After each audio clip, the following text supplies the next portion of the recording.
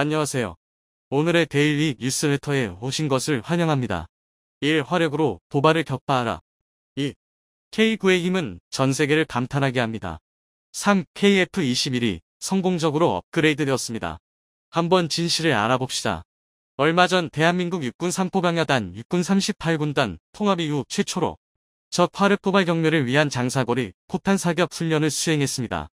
훈련은 강원도 영통영서 지역에서 동시에 진행됐는데 삼포병여단 예하 2개 포병대대는 K9자 주포 12문을, 102기가여단 예하 1개 포병대대는 K55A1 자주포 8문을 운용하여 총 140여 발의 포탄을 쏘아 올렸습니다. 이번 포탄 사격 훈련에서 가장 시선을 끈 것은 최대 사거리 40km에 달하는 장사거리 폭탄으로 주둔지에서 27km 떨어진 표적지를 정확히 명중시키는 K9자 주포의 위력이었습니다. K9자 주포는 단거리뿐만 아니라 장사거리에서도 충분히 위력적이라는 사실을 입증한 것입니다. 이 장면은 실제로 해병대가 K9자 주포를 해안에서도 운용할 수 있는지 사격 테스트를 하는 장면입니다. K9자 주포만으로도 바다에 있는 함정을 명중시키면서 해안에서도 훌륭히 그 역할을 해낼 수 있다는 것을 증명했습니다. 이것은 이집트에서도 이미 확인된 바 있습니다. 지난해 초하나 디펜스는 이집트와 2조 원 규모의 K9자 주포 수출 계약을 체결해 세계 방산업계에 놀라움을 안겼습니다. 이것은 한국 방산이 아프리카 국가의 국산 자주포를 사상 처음으로 수출하는 쾌거였으며 계약 금액 2조 원은 자주포 해외 수출 역사상 가장 큰 규모였기 때문입니다. 더구나 하나 디펜스는 이집트의 K9자 주포와 K10 탄약 운반 장갑차 등을 공급하는 K9 패키지 수출 계약을 체결했다고 밝혀 한국산 자주포와 탄약 운반 장갑차를 세트로 묶어 판매하는 저력을 발휘했습니다. 완제품 초도 물량은 2024년 하반기까지 납품될 예정이며 이후 잔여 물량은 기술 이전 등을 통해 이집트 현지에서 생산하게 되는데 한번 자주포와 탄약 운반 장갑차, K11 사격지 장갑차까지 판매하면 장비 운용 교육 및 부대, 야전, 창정비 등의 후속 군수 지원도 이뤄지기 때문에 판매 이후에도 지속적으로 부가가치가 창출됩니다. 이 계약은 한국과 이집트의 방산협력, 그 초석이 되었고 특히 해군용 K9 자주포가 최초로 수출되는 사례여서 K9의 전천후 운용 성능과 신뢰성을 다시 한번 입증한 것이었습니다. 이집트는 해상으로부터 접근하는 적에 대한 방어가 국가 방위의 가장 중요한 요소인 나라입니다. 따라서 이집트 해군은 적수상함에 대한 접근 거부 임무 수행을 위한 해안방어 화력체계로 K9 자주포를 도입한 것이었습니다. 그렇다면 어떻게 K9 자주포는 이집트군의 마음을 사로잡은 것일까요? 하나 디펜스의 K9 자주포 이집트 수출은 말 그대로 10년에 걸친 인내의 프로젝트였습니다. 그리고 결정적인 한 방은 바로 2017년에 있었던 시험평가에서 K9 자주포로 해안으로 접근하는 표적함을 명중시켰고 이것이 이집트군 관계자들을 놀라게 했던 것으로 전해집니다. 이날 K9 자주포는 해상 표적함을 한치의 오차 없이 명중시켰습니다. 자주포는 직사각이나 유도무기가 아닙니다. 포탄을 하늘로 쏘아올려 장애물 뒤에 숨은 적을 타격하는 곡사각입니다. 게다가 K9은 사거리가 40km에 달하는 장거리 무기입니다. 이런 곡사각기로 망망대해를 통해 해안으로 접근하는 가상 적함정을 명중시키는 장면은 이집트군 관계자들에게 화살로 솔방울을 명중시키는 수준의 충격일 수밖에 없었습니다.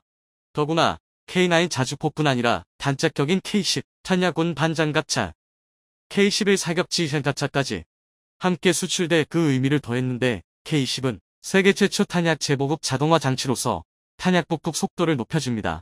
K11 사격지 장갑차는 이집트군의 작전 요구 성능 구현을 위해 K10 차제 내부의 포병 사격 지휘 체계와 각종 정찰 탐지 및 통신 장비 기능을 탑재한 차량으로 K9 자주포가 신속하고 정확한 사격 임무를 수행할 수 있도록 통제하는 이집트 맞춤형 모델입니다.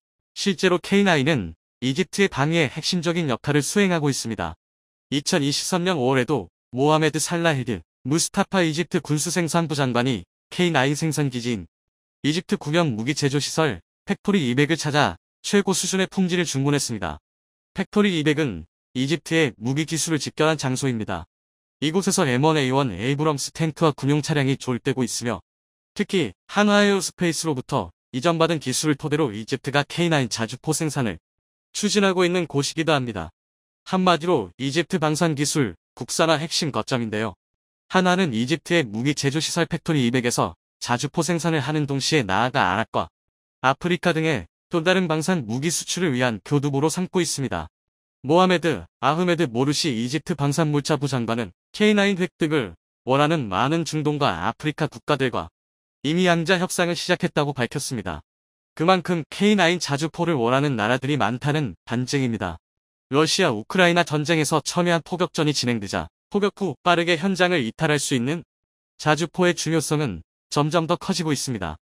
우크라이나와 러시아 모두 인공위성 및 드론을 이용해 실시간으로 적의 위치를 파악해 포격을 퍼붓고 있고, 또 대포병 레이더가 대거 배치되면서 상대편의 대응 사격도 빨라지고 있기 때문입니다. 이 과정에서 얼마나 빨리 정확하게 포격을 하고 신속하게 이동할 수 있는지 여부에 따라 각국 자주포의 희비가 엇갈릴 전망인데요. 따라서 미국산 다연장 로켓 발사대인 고속기동 포병부 시스템 하이마스가 전장의 핵심 무기로 떠오른 데 이어 자주포의 공급도 줄을 잇고 있습니다. 미국의 M109 자주포를 시작으로 독일의 PZH 판저 하우비처 2000, 프랑스의 제자르 자주포, 폴란드의 아즈크라프 등이 우크라이나군에 제공돼 쓰이고 있는데요. 이 중 폴란드의 아즈크라프는 한국산 자주포 K9의 차체 AS-90의 포탑을 얹은 혼종으로 유명합니다. 방위산업계는 고화력중 무기 지원을 주저하던 서방 각국에 잇따라 자국산 무기 공급에 나선 것에 비상한 관심을 보이고 있습니다. 우크라이나를 지원하는 의미가 가장 크지만 그 이면에는 다시 돌아온 군비 경쟁의 시대, 자국산 무기의 성능을 보여주려는 욕심도 섞여 있다는 분석입니다. 실전 기록만큼 무기의 증가를 확실하게 보여주는 기회가 없기 때문에 향후 폭발적 성장이 예상되는 글로벌 방산 시장에 자국 무기를 선보이기 위해 앞다퉈 우크라이나 지원에 나서고 있다는 이야기까지 나오는 실정입니다. 한국의 K9의 인기가 고무적인 또 하나의 이유는 K9 자주포를 판매하면서 각종 탄약 등 화력탄약, 무기 역시 함께 패키지로 판매하고 있다는 점입니다. 탄약은 단가가 주력 수출 품목 대비 워낙 낮아서 상대적으로 잘 부각되지는 않습니다. 하지만 K9같이 본제품이 품질을 인정받아 스테디셀러가 되어 탄약 수출을 꾸준히 이어간다면 엄청난 수익이 쌓입니다. 한 번에 터지는 대박은 아니지만 오랫동안 쌓이는 일종의 연금 복권 같은 개념이라고 볼 수 있는데요. 예를 들어 방산 수출 실적이 35억 달러, 약 4조 6천억 원을 계속 달성했던 지난 2013, 2015년 3년간 누적 수출액 중 탄약 총포 분야의 평균 수출 금액 비중이 41.6%를 차지할 정도로 높은 수출 성과를 창출해왔습니다. 게다가 최근에는 K9 자주포 등 주장비의 수출 증가에 따라 155mm 포탄 등 탄약 분야 수출 수요도 더욱 증가하는 추세입니다. 탄약 분야의 대표적인 방산업체인 풍사는 각각 K2 전차, K9 자주포의 폴란드 수출 물량과 관련해 현대로템과 2,934억 원 규모, 한화와 1,647억 원 규모의 탄약 공급을 체결한 것으로 알려졌습니다. 지난 1970년대부터 우리 군은 화력 및 탄약 분야의 국산화에 많은 노력을 기울여왔기 때문에 이들 분야의 국산화율은 상당히 높은 수준입니다. 국방기술진흥연구소가 지난 2021년 발표한 국가별 국방과학기술 순위를 기준으로 화포체계 분야는 세계 서위권 탄약체계 분야는 세계 8위권으로 나타났습니다. 우리나라의 종합적인 순위가 세계 9위권, 세계 최고 수준 대비 79%라는 점을 고려하면 화력탄약 분야의 기술 역량이 타 분야 대비 더욱 앞서 있음을 알 수 있습니다. 최근 러시아 우크라이나 전쟁 양상을 살펴보면 자주포 등 화력 분야 무기체계의 중요성이 다시금 부각되고 있고, 지속해서 전투력이 발휘되기 위해서는 충분한 수량의 탄약을 비축하는 것이 필수적이라는 사실이 증명됐습니다. 방산 수출 경쟁력은 제품 자체의 경쟁력뿐만 아니라 업체의 경쟁력과 부가 서비스 경쟁력 등을 종합한 결과입니다. 쉽게 말하면 자동차가 많이 팔려야 부품값이 내려가고 유지보수가 편리해져 경쟁력이 생기는 것과 비슷한 이치입니다. K9 자주포는 국내와 해외 시장에서 2,000대 이상의 물량이 운영되고 있기 때문에 이미 장비 신뢰성과 군수 지원의 용이성 등은 충분히 검증됐고, 규모의 경제 측면에서도 가격 대비 성능이 매우 우수하다고 평가받고 있습니다. 이제 한국 방산은 글로벌 자주포 시장 1위에 오른 K9의 인기를 힘입어 폴란드를 넘어 유럽 시장을 넘보고 있습니다. 한화는 K9 자주포를 계속 업그레이드하면서 차세대 자주포 개발도 구상 중입니다. 사거리를 70에서 100km까지, 분당 발사 속도를 10발까지 늘리는 한편 첨단 무인화 기술을 적용해 유무인 복합 운용이 가능하도록 할 계획인데요. 한화는 세계 최대 방산기업인 로키드 마틴 등과 팀 썬더를 구성해 영국 자주포 특사업에도 K9A2 모델을 기반으로 참여할 계획입니다. 나아가 미국 사거리 연장 자주포 사업에도 자동화 포탑 솔루션을 제안할 예정입니다. 대한민국 방위산업이 한 단계 업그레이드되어 미래형 방산 분야를 빠르게 선점하길 기대해봅니다. 우리가 만든 최초의 초음속 전투기 KF-21의 개발 일정이 또 한 번 앞당겨졌습니다. 이제 정말 자국산 4.5세대 전투기가 대한민국 하늘로 날아오를 날이 얼마 남지 않은 것인데요. 애초 KF-21은 2024년 후반기 양산이 시작될 예정이었으나 최근 카이가 발표한 자료에 의하면 초음속 돌파, 무장분리 및 발사 실험의 성공으로 개발 일정을 6개월이나 앞당긴 것입니다.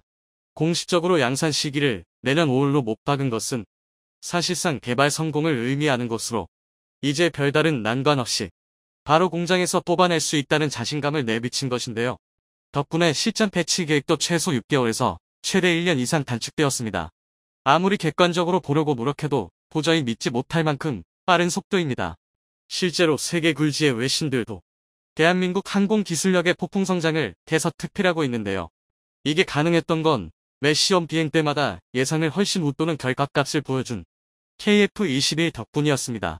KF-21 개발 과정에서 겪었던 고난과 역경을 생각하면 감개무량한 일인데요. 그래서 준비했습니다. 오늘은 양산 일정까지 앞당겨버린 KF-21의 침 무장과 전력화 시험이 갖는 의미에 대해서 알아보겠습니다. 현행 세계 어떤 나라의 전투기도 이 정도로 높은 시험 비행 성공률을 기록하지는 못했습니다.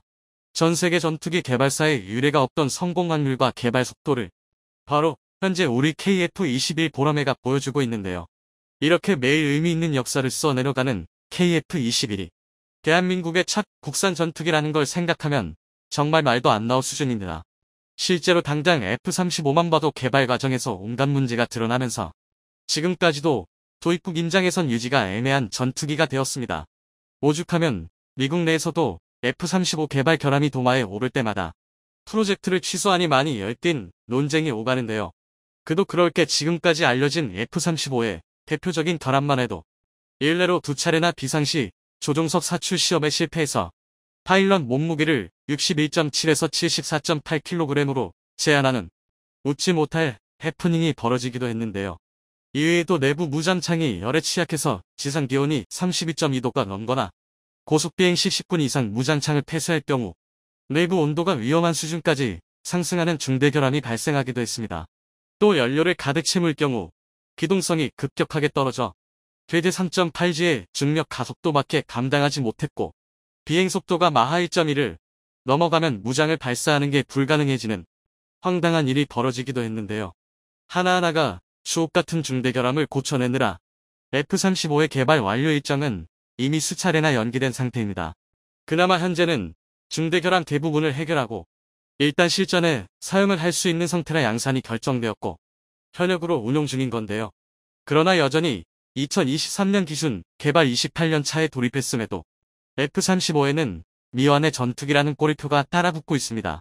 물론 F-35가 유독 심한 경우긴 하지만 이처럼 전투기 개발 과정이라는 건 실패의 연속이나 마찬가지입니다. 그만큼 첨단 기술이 집약된 게 전투기라는 것인데요. 그러니 전투기에 대해서 어느 정도 사전 지식이 있는 분들은 물론 실제 KF-21을 분석한 각종 군사 매체와 전문가들은 하나같이 이게 대한민국의 첫 전투기라는 걸 믿을 수 없다라며 혀를 내두르기 일쑤입니다. 이런데 그 개발사를 자세히 들여다보면 고난과 역경의 연속이었습니다. 최근 국산화에 성공했다며 뉴스로 보도되기도 한 이사 레이더가 가장 대표적이었는데요. 전면부에 천여 개의 소형 동합 모듈을 장착해 각 모듈마다 독립적인 송수신을 가능하게 만든 이사 레이더는 현대 레이더 기술의 정점이라고 해도 과언이 아닙니다. 무수히 많은 모듈이 각기 다른 주파수의 송수신을 할 수 있어서 적의 전파 방해에 따른 대처 능력이 상당히 뛰어납니다. 대한민국 적성국들의 전자전 능력을 고려하면 KF-21의 이사 레이더는 필수적으로 탑재되어야 하는 장치였는데요. 그러나 지상 고정형과 달리 전투기 탑재 레이더는 플랫폼이 끊임없이 움직이는 데다 음속의 벽을 돌파하는 극한의 환경에 노출된 만큼 상당히 높은 수준의 기술력이 필요합니다. 그렇기에 KF-21 개발 사업 초기만 해도 대한민국은 스스로 이사 레이더를 개발하고 전투기에 탑재할 능력이 부족하다고 판단해버렸는데요. 그래서 FX 3차 사업을 통해 F-35 40대를 도입하는 대신 절충교역으로 미국의 이사 레이더 기술을 포함한 4대 전투기 핵심 기술을 이전받기로 했습니다. 그런데 화장실 들어갈 때와 나올 때 태도가 다르다고 미국이 입을 싹 닫고 기술 이전 거부로 계약을 뒤집어 엎어버렸는데요. 지금은 상상하기 어렵지만 당시만 하더라도 이는 KF-21 프로젝트가 존폐 위기에 놓일 만큼 심각한 문제였습니다. 심지어 미국이 기술 이전을 거부했다는 소식이 알려진 2015년 당시만 하더라도 레이더 없는 전투기를 만들 셈이라며 지금이라도 KF-21 개발을 포기하자는 의견이 주류였을 지경입니다. 그러나 안되면 되게 하는 게 대한민국이죠. 시도라도 해봐야 실패의 이유를 배울 수 있는 법이고 대한민국은 때릴수록 강해지는 특별한 국민성을 지닌 나라였습니다. 그렇게 대한민국은 불가능에 도전했고 그 결과 모두가 아시다시피 세계 12번째 이사 레이더 개발국에 당당히 등극했는데요. 그리고 KF-21은 대한민국의 이사 레이더를 탑재한 채 공대공 모두 25개 시험 왕국에서 총 18회의 비행 시험을 수행했고 모든 요구 성능 및 개발 목표를 달성했습니다. 쉽게 말해 대한민국이 순수 독자 기술로 개발한 첫 번째 이사 레이더를 탑재한 최초의 전투기가 처음으로 도전한 비행 테스트에서 단 한 번의 실패조차 없었다는 뜻입니다. 어이없을 정도로 놀라운 완성도인데요. 당연히 우리 개발진들의 뼈를 깎는 노력이 있었기에 가능한 일이었겠지만 솔직히 관련 기술에 정통한 입장이 아니고서야 기적이라고밖에 표현할 수 없는데요. 이러니 PR을 떠나 KF-21 보라매가 주변국을 긴장하게 만든다는 소리가 나오는 것입니다. 적성국 입장에서는 대한민국이 4.5세대 정점이 예상되는 전투기를 개발하는 중이니 긴장하는 게 당연하고 우방국 입장에서는 방산시장에서 KF-21과 경쟁할 생각에 벌써 골머리를 썩고 있는 건데요. KF-21은 이런 기존의 상식을 뒤엎고 연달아 성공만을 기록 중이니 적성국이고 우방국이고 입이 떡 벌어질 수밖에 없는 건데요. 오죽하면 이를 믿지 못한 국내 모 기자가 KF-21이 온갖 결함을 토해내기 시작했다며 비행시험이 다시 받길에 들어섰다는 억지 주장을 펼치기도 했습니다. 하지만 당연히 이건 전투기의 개발 과정을 전혀 이해하지 못했다고 스스로 광고하는 꼴이나 다름없는 왜곡, 선동기사에 불과합니다. 단적으로 KF-21이 초기 저속 비행 단게임에도 일단 경보가 울렸으니 심각한 상황이라고 주장했는데 사실 경보가 울리는 건 지극히 당연한 일입니다. 애초에 시제기는 그러려고 만든 겁니다.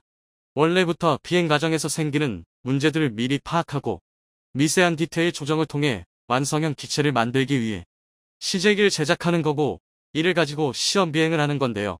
단 한 번도 항공기를 날려보지 않고 지상경 납고 풍동 실험장에서 100% 완벽한 조정이 가능하면 그건 종이 비행기지. 최첨단 과학기술의 집약체인 전투기가 아닙니다. 그게 가능하면 시제기를 만들 필요도 없고 시험 비행을 진행할 필요도 없습니다. 그냥 다짜고짜 양산부터 시작하고 실전 배치해버리면 그만인데요. 그러나 전투기는 12년 전정비 과정에서 너트 하나 빠뜨린 것으로도 추락할 수 있는 아주 민감한 장비입니다. 더군다나 앞서 말했듯이 일각의 주장과 정반대로 KF-21은 매 순간 한없이 완벽에 가까운 성공 가도를 달리고 있습니다. 특히 가장 최근에 진행했던 무장 시험들은 가슴이 두근거릴 정도로 환상적이었는데요. 우선 KF-21은 지난 3월 28일 CJ 2호기를 통해 공대공 미사일 미티어의 무장 분리 시험에 통과했고 CJ 3호기는 100여 발의 기총 발사 시험에 성공했습니다. 미티어는 범유럽 미사일 개발업체인 엠비더가 개발한 차세대 비가시거리 공대공 미사일, 일명 부브람 시스템인데요. 영국의 주도로 프랑스, 독일, 이탈리아, 스웨덴, 스페인이 개발에 참여한 만큼 유럽의 기술력이 총집합된 장거리 공대공 미사일의 정점으로 평가받습니다. 실제로 덕티드 로켓 모터를 탑재한 미티어는 독보적인 초원거리 요격으로 명성이 높은데요. 기본 속력만 최소 마하 4 이상인데다 사거리는 최소 100km에서 최대 300km에 육박합니다. 오죽하면 미국조차도 F-35의 초장거리 무병 무장으로 미티어를 탑재하고 있는데요. 극단적으로 말하면 KF-21 개발을 주관하는 카이의 사천공항에서도 서울상공에 출연한 적 전투기를 요격하는 게 가능한 셈입니다. 일각에서는 현대 공중전에서 기총에 무슨 쓸모가 있냐며 무장시험은 단순히 탄약이나 미사일을 몇 말 발사할 수 있느냐가 목적이 아닙니다. 시제기에서 무장 분리나 기총 발사를 시험하는 건 해당 과정에서 발생하는 기체 구조, 엔진, 공기역학적 특성 변화 등을 점검하고 이를 통해 안전성이나 일련의 무장 운용 과정에서 관련된 항공전자 시스템이 정상 작동하는지를 확인하기 위함입니다. 그리고 중요한 것은 대한민국 면구진이 시험탄이긴 했지만 미티어를 발사하는 데 성공했다는 것입니다. 최근 미국의 글로벌 파이어파워 웹사이트에서는 각국이 보유한 군용기의 대수, 전투기 기종별 성능, 실전 경험 및 작전 능력을 조합하여 분석한 결과를 토대로 전 세계 최상위 공군을 보유한 10개의 국가를 선별했습니다. 한국은 당연히 일본의 항공자 의대를 제치고 7위에 마크되었는데요. 여기서 한 가지 주목할 점은 분석 대상 중엔 KF-21이 없었다는 점입니다. 사실 미국 내 군사 전문가들 최초 대한민국이 자체적으로 전투기를 제작 및 운영하고 있다는 점을 높이 샀는데요. 여기에 KF-21마저 실전에 배치된다면 그야말로 아시아 힘의 균형을 뒤집어 놓는 중대한 사건으로 여기고 있습니다. KF-X 사업은 전 세계가 아는 자랑스러운 한국 방산의 업적입니다. T-50과 KF-21로 이어지는 연타석 홈런으로 대한민국의 군용기 기술력은 세계적인 수준에 도달해 있음이 증명되었고 KF-21 블럭 1이 내년 양산 단계에 돌입한다면 세계 방산 시장에 어떤 변화를 가져올지 기대됩니다.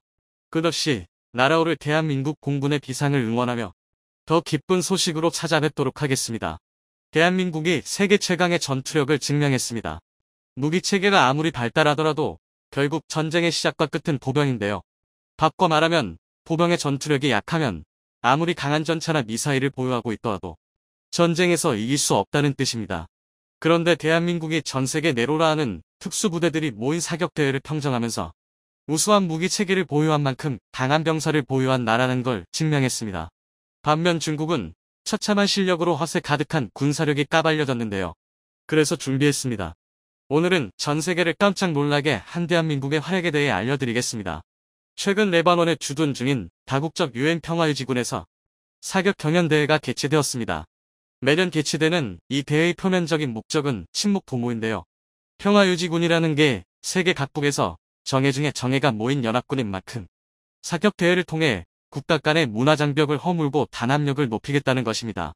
하지만 대한민국을 비롯해 중국, 스페인, 프랑스, 폴란드, 인도네시아 등 레바논에 주둔 중인 13개국 14개 부대가 전부 참여하는 사격 경연대회는 그 자체만으로도 작은 전쟁이나 다름없습니다. 이건 절대 과장이 아닌데요. 애초에 유엔 평화유지군이라는 것부터가 정예 파병 부대가 집단이만큼 사격대회를 통해 한 나라의 보병 전투력부터 개인화기의 성능까지 한눈에 가늠할 수 있습니다. 말이 사격대회제 한 나라의 명예가 걸린 자존심 대결인데요. 그런데 이런 중요한 대회에서 아주 놀라운 결과가 벌어졌습니다. 다름 아닌 대한민국이 순위권을 전부 독식해버렸습니다. 레바논 유엔 평화유지군으로 파견된 우리 동명부대의 신호창 중사와 양진모 하사가 각각 개인전에서 1위와 2위를 차지했고 전준철 대위, 이은석 중사가 공동 3위에 올라 시상식을 싹쓸이 해버렸는데요. 이뿐만이 아닙니다. 심지어 동명부대 장병들이 참여한 단체전에서는 종합 2위의 성적을 올리며 압도적인 실력을 증명했습니다. 역시 대한민국이 보유한 최강의 전투 파병 부대다운데요. 오죽하면 레바논 유엔 평화유지군의 총책임국인 프랑스 루도빅 소마렛 예비대 지휘관이 직접 메달을 수여하며 넌지시 훈련 방법을 물어볼 정도였습니다. 사흘간의 대회를 지켜본 타국군 장병들 또한 동명부대의 매 순간순간 감탄과 환호를 아끼지 않았는데요. 이 덕에 해외 장병들 사이에서는 우리 군의 제식 소총인 K2C1이 초유의 관심사로 등극했습니다. 그도 그럴 게 유엔 평화유지군의 사격 경연대회는 다양한 나라가 자국의 개인 화기로 참여하는 만큼 상당히 엄격한 조건과 사격 방법이 규정되어 있는데요. 먼저 각국의 소총 종류와 조준경 등 부착물이 다른 경우가 많은 만큼 사격은 오로지 기본 형태의 가늠자와 가늠쇠만 활용할 수 있습니다. 앞서 개인화기의 성능까지 검증받게 된다고 말씀드린 게 바로 이런 이유에서인데요. 추가적인 부착물이나 광학 장비가 없이 소총의 기본 성능에만 의지하기 때문에 개인화기의 장단점을 아주 노골적으로 평가할 수 있습니다. 또한 예선 사격 방식과 결승 사격 방식이 완전히 다른 형태로 치러지는데요. 일례로 이번 사격 경연대회의 경우 대한민국 성인 남성이라면 대부분 경험해봤을 엎드려서뿐만 아니라 10개의 표적에 대해 무릎사, 서서싸 등 복합자세 사격 능력을 평가했습니다. 즉 다분히 실전적이고 다양한 환경에서 우리 군의 사격 실력이 증명된 셈인데요. 이런 혹독한 상황 속에서도 항상 완벽한 성능을 보여준 K2 소총에 타국군 장병들의 관심이 쏠리는 것도 당연합니다. 최고가 사용하는 장비를 자신도 따라하고 싶어하는 건 군인이나 민간인이나 다를 게 없는 자연스러운 행동인데요. 이는 우리 동명부대와 K2 소총이 같은 UN 평화유지군으로 파견된 중국군과 비교해도 너무하다 싶을 정도로 우수하다는 점도 무시할 수 없습니다. 대한민국과 중국은 비슷한 지역에 엎치락뒤치락하는 군사력을 갖춘 만큼 늘 비교의 대상이 되는데요. 특히 대외 이미지를 중요시 생각하는 중국은 1990년대부터 유엔의 평화유지군을 파병하면서 한국보다 먼저 국제 영향력을 선점해왔습니다. 심지어 시진핑 때에 이르러서는 8천여 명 규모의 병력을 추가하면서 세계 최대의 평화유지군 파병국이 되었습니다. 상당히 의외의 사실인데요. 하지만 많은 분이 예상하셨다시피 중국이 평화유지군을 파병하는 건 정말 유엔의 가치에 맞게 평화를 위한 목적이 아닙니다. 중국은 그저 평화유지군이라는 명목으로 약소국의 내정에 개입하고 유엔에서 발언권을 강화하기 위한 정치적 목적으로 대규모 파병 병력을 유지하는 건데요. 그렇게 전세계 유엔 파견 지역 16곳 중 9곳이나 파견된 만큼 실력이나 괜찮으면 모르겠지만 정해 정해랍시고 으스대는 주제에 중국 평화유지군의 실력은 최악이라는 말도 아깝습니다. 단적인 예로 중국이 아예 인민해방군까지 파견해서 주둔 중인 남수단에선 도저히 군대라고 생각할 수 없는 추태를 보였는데요. 남수단의 수보주바에서 나흘간 정부군과 반군 사이에 교전이 발생하자 난민촌을 지키고 있던 중국의 평화유지군은 총탄에 노출된 민간인들과 임무 초소를 벌이고 주기지로 도망쳐버렸습니다. 이후 충돌이 격화되고 있는데도 중국 평화유지군은 전장 한복판에 있었던 자신들의 기지에 틀어박혀 출동조차 하지 않았고 심지어 피난하는 민간인을 향해 최루탄을 발사하는 믿지 못할 만행을 저질렀습니다. 이처럼 중국 평화유지군이 제 임무를 외면하는 동안 민간인을 포함한 300여 명이 사망하는 끔찍한 일이 벌어졌는데요. 또 최소 5명 이상의 외국인 구호활동가들이 중국군 기지 인근 호텔로 끌려가 집단 백을 당했을 때도 수십 차례의 구조 요청받았지만 묵묵부답으로 일관했습니다. 이외에도 소총을 든 반군들이 공격해오자 그대로 장갑차 안에 처박혀 있다 결국 RPG 세례를 맞고 몰살당하는 사건까지 벌어졌었는데요. 아무리 중국제가 겁만 번지르르 하더라도 반군의 개인 화기로는 장갑을 뚫을 수 없는 게 당연한데 그저 엑셀만 밟아서 자리를 이탈하면 그만인 것을 겁에 질려 그조차도 수행할 수 없었던 것입니다. 이 정도면 명색의 평화유지군이 총된 땅패 집단보다 나은 게 하나 없는 수준인데요. 16년 동안 레바논에 주둔하면서 신이 내린 천사라는 찬사를 듣는 우리 동명부대와는 정말 비교할 수 없을 정도로 막장인 모습입니다. 폭발물 제거부터 의료 지원, 태권도 지도까지 치안 유지와 민생 안정에 있어 폭넓게 활동 중인 동명부대는 2020년 최악의 참사라고 불리는 베이루트 항구 폭발 사고에서도 활약했는데요. 당시 동명부대는 기지에 보관 중이던 마스크 등 생필품 6천여 세트를 선뜻 제공했을 뿐 아니라 의약품 등 구호물자 4천여 세트를 현지 구매에 전달하는 구호활동에 동참했고 반정부 시위가 격화되자 치안 유지의 최선봉에 기꺼이 앞장섰습니다. 이처럼 규율과 실력에서부터 이미 하늘과 땅 차이니 사격 대회에서도 수준 차이가 여실히 드러날 수밖에 없는 건데요. 실제로 중국은 상위 6개국이 진출하는 결승전조차 진출하지 못하면서 처참한 실력이 낱낱이 까발려졌습니다. 더군다나 중국 평화유지군은 2019년 자체 개발한 최신식 소총인 QBZ-191을 운용하고 있었습니다. QBZ-191은 대표적인 숏스트로크 가스 피스톤 방식의 소총으로 K2의 롱스트로크 방식과 정반대의 구조인데요. 이론상 사격 시 노리쇠가 움직이는 길이가 짧기 때문에 반동이 적고 명중률이 높습니다. 다만 신뢰도가 떨어지는 게 단점인데요. 즉 소총, 구조적으로 봤을 때 중국 평화유지군이 우리 군의 선수들보다 더 유리한 위치에서 시작한 셈입니다. 하지만 그럼에도 불구하고 결과는 정반대였는데요. 우리에게 하도 익숙하다 보니 흔해 보이지만 사실 K2 소총은 명중률과 신뢰도를 모두 잡은 세계적인 명품 소총입니다. 우선 안전, 단발, 연발, 점사 4가지 발사 모드를 모두 제공하거나 온도에 맞춰 가스 배출량을 조절할 수 있다는 것 자체가 매우 드문 옵션인데요. 여기에 더해 직관적이고 간단한 조작성과 높은 신뢰도, 명중률 등 징병제 국가의 보급 총기가 가질 수 있는 보편성과 민간 총기에서 기대할 수 있는 높은 성능을 모두 갖춘 훌륭한 소총입니다. 그렇기 때문에 K2 소총이 대한민국에서 최초로 양선에 상공한 총기라는 걸 알려주면 외국 군사 전문가들이 경악에 빠지곤 하는 건데요. 중국의 큐브제트 191 사례만 봐도 알 수 있으시겠지만 가장 기본 장비라고 하더라도 세계에서 제식 소총을 제대로 국산화하여 만들 수 있는 나라가 오히려 드문 편입니다. 일례로 러시아만 봐도 불세출의 천재였던 미하일 칼라시니코프가 설계한 47 AK-74를 지금까지 주기차게 개량하는 방식으로 제식화하고 있는데요. 또 일본의 20식 소총은 기술 실증용을 양산품이라고 속여서 제식화하는 바람에 아직도 제대로 실전 배치가 안 되는 형편이고, 기존에 사용하던 89식 소총은 AK-74 대비 30배나 높은 가격에 조종간이 오른쪽에 쏠려 있는 바람에 아예 방아쇠에서 손을 놔야만 사격 방식을 변경할 수 있습니다. 이로 인해 89식이라고 하면 오른손이 바쁜 소총으로 아주 유명한데요. 그래도 역시 최악의 제식 소총은 인도의 인사지입니다. 아준 전차, 헬테자스와 함께 인도의 3대 실수라고 불리는 소총인데요. 인사지는 성능이 문제가 아니라 소총의 신뢰도 자체를 의심해야 하는 수준입니다.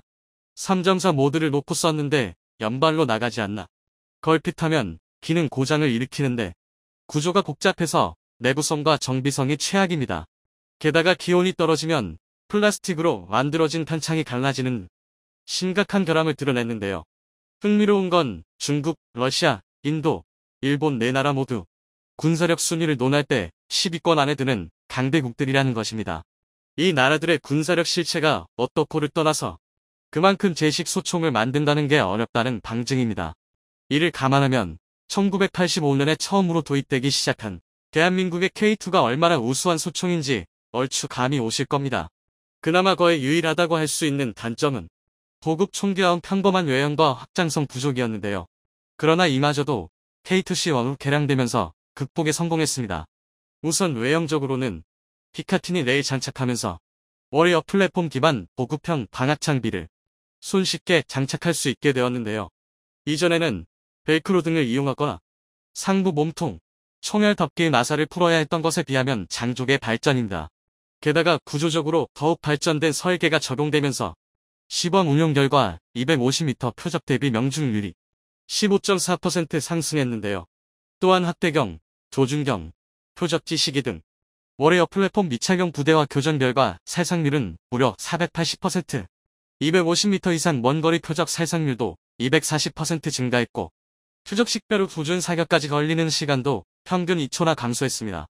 현재 K2C1은 최전방 부대와 파병 부대를 중심으로 우선 보급이 이루어지고 있는데요.